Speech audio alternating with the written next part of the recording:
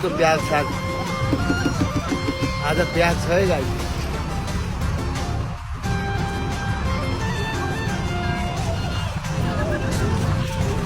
एक घन्टाको हिँडाइपछि टक्क विक्रम बाबा मन्दिर आइपुग्यो टक्क लाएर अब पूजा गर्ने हो सारा